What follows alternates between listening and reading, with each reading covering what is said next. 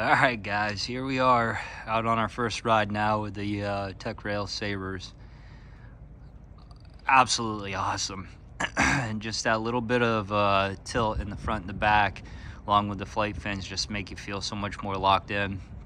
And just such a great ride. Really, really happy I spent the money on these. Overall, relatively easy to put together.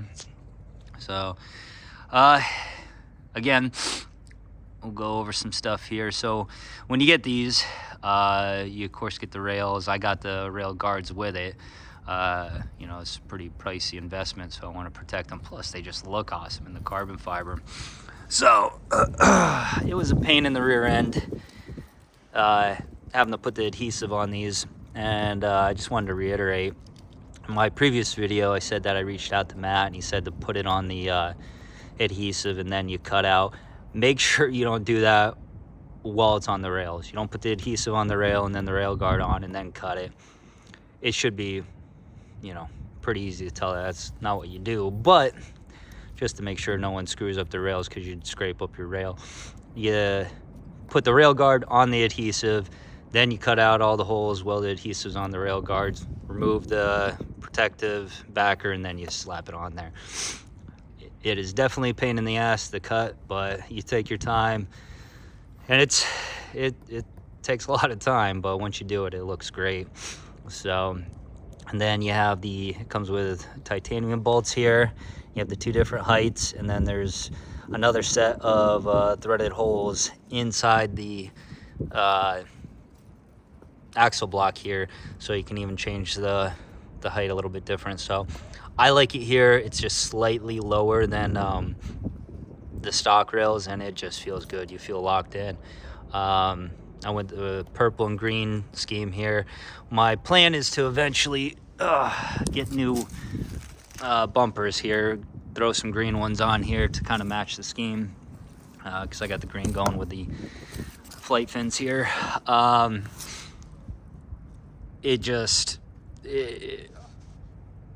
The only other way, I mean, the only thing I could say is you feel like you're locked in way better. One of my complaints about this tire in the past was it seems to pick up everything and you hear a lot of grinding as you're riding. I don't know if it's the change in the ride height. I do think you get a little bit more space in between the rail and the wheel here, but I don't hear as much grinding. One thing I'm not sure if will be an issue here is if you look here, this is coming pretty close to rubbing against this Lifesaver here. Hopefully that won't become an issue. That's the motor cable that goes in, which is being held in place by the, you can see through here, the Techrails motor cable, can't talk today, motor cable holder. I don't know really what you call it, but it keeps it in place so that it doesn't back out of the plug port there. Another great product by Techrails. Let's see, you can look on the other side here. Everything's good on this side. Wires aren't close to hitting anything. You can see, of course, got the skeletonized, so you can see right through. All the dirt and everything should fall right out that you get when you're riding around. These axle blocks should help with the heat dissipation along with the rails as well, seeing as they're made out of the same material. I'm assuming they feel like the same material, but either which way, I think this coating is better than that's on the stock rails. Let's see, what else can I hit here? It's just a great ride. And then with the platypus sensors, might be able to see it with it being skeletonized, but my platypus sensor, actually where the plug goes in, was coming apart, and I was having issues with engagement, and I think I fixed that when I had everything apart. Seems to be riding better that way too. I was going to do a ride video today. I think I just want to get out and enjoy this thing. So I probably won't do a ride video today. I think I'm just going to ride and enjoy the day. But you guys should definitely reach out to Techrails, Tech Forums. Make sure you go on Facebook on their page. That's where Matt normally posts when these things go on sale. I definitely think I'm glad that I went with the Sabers rather than the 357s, which have a much more a bigger angle in the back half here. I don't ride super aggressive. I'm just looking for something that keeps me locked in and allows me to enjoy rides. Most of my riding is on road. But oh, and one more thing. I did the NRF Connect app, which allows you to fix the tilt on here. So with the increase in the angle on the front end, the sensor realizes or thinks it's not in the right position. So if you don't fix it, the front end rides low, unless you ride it in highline, which is fine. That's an option too. Or you can download this NRF Connect app, which allows you to recalibrate the board. Now, I scared the crap out of myself last night and thought I'd ruined my board. I ended up with an error code going off and a red light on my board. What happened is I watched some other videos on YouTube to try figuring out how to do this properly. And what I didn't understand is the board needs to be in the position you want it to be recalibrated at.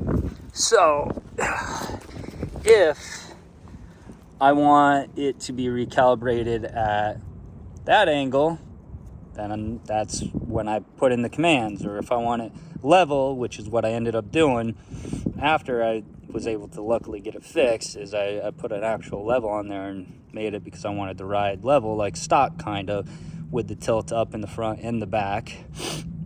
But what I did is I left it like this, just sitting there. And apparently, because that angle is too extreme, it created an error inside the software. And thank God I didn't brick my board. I really thought I did with the red light, the warnings.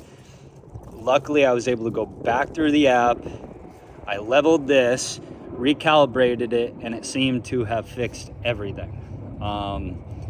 So if you guys use that NRF Connect app to recalibrate your board, make sure you don't have it just sitting back like this. Put it however you want it calibrated, which again, I did it at level, and then you send the commands to the board, which recalibrates it and allows it to run, perfect.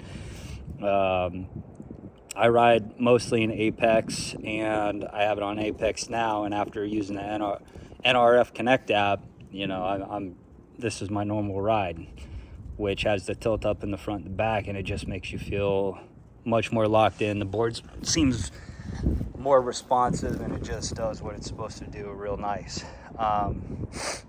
So yeah, keep that in mind when you guys are doing this programming.